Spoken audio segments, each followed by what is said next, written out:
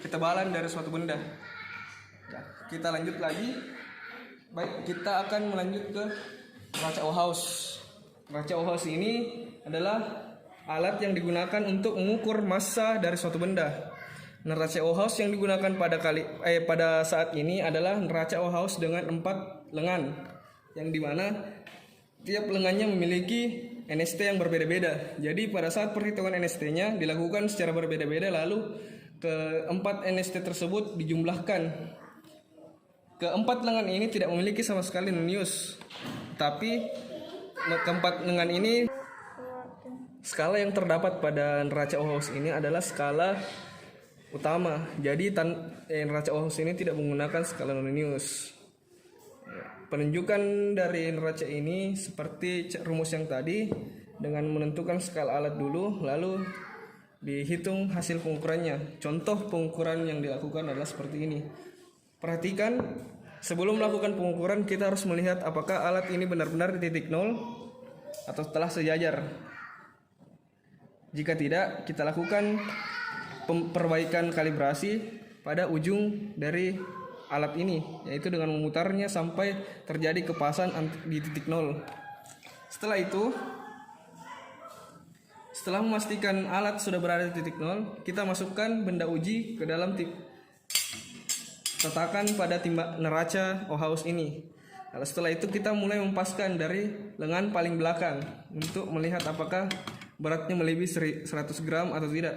Ketika tidak, maka ketika pemberat sudah digeser pada angka 100 dan skala yang ada di sini menunjukkan ke bawah, berarti benda kelebihan muatan, neraca kelebihan muatan pada lengannya. Lalu kita kembalikan, kita geser lagi di baris kedua sampai neraca tetap terangkat seperti ini. Lalu ketika neraca sudah terangkat seperti ini, kita geser lagi lengan ketiga.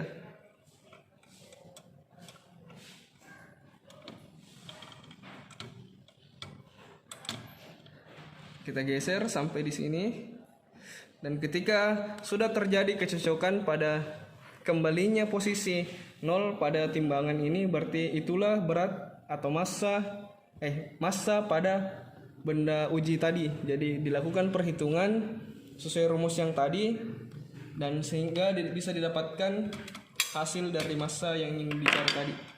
Baik, lanjut kita ke stopwatch. Stopwatch merupakan alat pengukur waktu, besaran waktu, yang dimana satuannya adalah sekon. Dan dalam stopwatch ini dia menggunakan jumlah skala 5 dengan batas ukur 25, sehingga per satu skalanya atau skala noniusnya adalah 0,2. Cara perhitungan untuk stopwatch ini yaitu dengan menekan bagian atas stopwatch untuk memulai, lalu menekannya kembali untuk memberhentikan atau melihat waktu yang telah dihitung, dan menekan kembali untuk merestart kembali ke posisi awal. Cara pengaplikasiannya itu pada saat melakukan uji coba pada pendulum, yaitu dengan melihat seberapa waktu yang digunakan suatu pendulum untuk melaksanakan 5 kali bolak-balik. Contohnya seperti ini.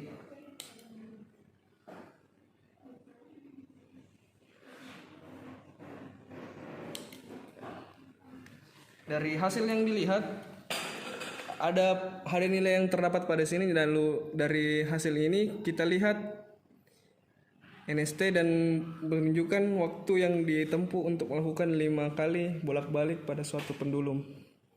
Ya, kita lanjut ke alat ukur selanjutnya, yaitu termometer. Termometer yang digunakan pada kali ini yaitu termometer air raksa. Ya, kita lanjut ke alat ukur selanjutnya. Alat ukur selanjutnya adalah termometer. Termometer ini digunakan untuk mengukur suhu. Tergantung dari termometer apa yang digunakan. Dan pada kesempatan kali ini kita menggunakan termometer dengan NST alat adalah 1 skala per 1 derajat Celcius. Cara penggunaan termometer ini yaitu bisa diletakkan seperti ini untuk mengukur suhu ruangan, ataupun dimasukkan ke dalam suatu cairan untuk mengukur berapa suhu dari suatu cairan tersebut. dalam perhitungan melihat perhitungannya kita harus melihat termometer dari arah sejajar dengan mata agar pembacaan tidak mengalami suatu kesalahan pada pembacaan alat. Cara menghitungnya seperti cara yang tadi, tinggal melihat PSU yang telah ditampilkan oleh termometer, lalu kita memasukkan ke rumus untuk mencari hasil perhitungan. Baik, kita lanjut pada perhitungan alat selanjutnya. Alat selanjutnya itu adalah amperemeter dan voltmeter. Sebelum melakukan percobaan, kita harus memastikan bahwa amperemeter dan voltmeter itu tepat berada pada titik nol dari alatnya, seperti yang terlihat. Setelah itu kita menggabungkan kabel penghubung ke dalam amperemeter di kedua kutubnya. Adapun kutub yang positif dari amperemeter ini terbagi sebagai batas ukur, yang dimana batas ukurnya ini untuk menentukan berapa NST dari alat tersebut. Dan semua amperemeter dan voltmeter kebanyakan memiliki dua baris, yaitu atas dan bawah, tergantung kita menggunakan nilai yang mana untuk penentuan NST-nya. Baik, sekarang saya tunjukkan cara melihat tegangan kuat arus pada sebuah baterai. Kita menggunakan batas ukur 0,6 ampere dan menggunakan variasi bagian atas untuk menghitung NST-nya. Kalau seperti ini berarti tegangan pada baterai itu melebihi dari batas ukur yang telah diinginkan. Jadi kita meningkatkan ke batas ukur yang lebih tinggi, yaitu 3 ampere. Setelah dilihat, kita melakukan pembacaan pada skala utama dan skala minusnya tetap 3 ampere untuk menghitung hasil pengukuran. Oke, begitu cara pengukuran untuk amperemeter. Pada amperemeter kita lanjutkan ke voltmeter. Voltmeter dengan menggunakan cara yang sama, melihat lalu menggabungkan kabel penghubung dengan soket untuk melakukan pengukuran dan penentuan batas ukur pada suatu alat. Lalu mendekatkan kutub positif dan negatif dari baterai dan alat. Jika terjadi hal seperti ini, berarti kutub pada yang kita sambungkan terbalik dan kita putar saja kutub tersebut untuk dilakukan penghitungan kembali. Setelah muncul skala pada alat, kita lakukan perhitungan sesuai rumus yang kita gunakan tadi, lalu kita dapat hasil pengukurannya. Baik, mungkin itu saja alat-alat yang digunakan pada praktikum dasar-dasar pengukuran ini. Kedepannya kita harus memperhatikan bagaimana cara kita melihat skala pada penunjukan skalanya, terutama di skala utama dan skala minus. Untuk itu saya ucapkan terima kasih kepada adik-adik karena telah melihat atau menyaksikan video ini untuk sama-sama kita belajar mengenai dasar-dasar pengukuran pada praktikum kali ini.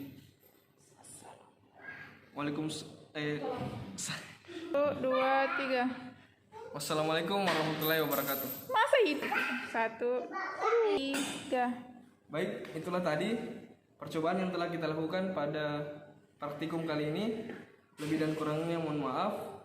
Dan harus diperhatikan pula pada saat kita melihat alat atau suatu alat ukur, kita harus memastikan bahwa betul-betul alat ukur tersebut telah tepat cara kita melihat skalanya.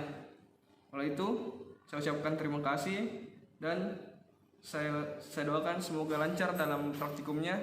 Assalamualaikum warahmatullahi wabarakatuh.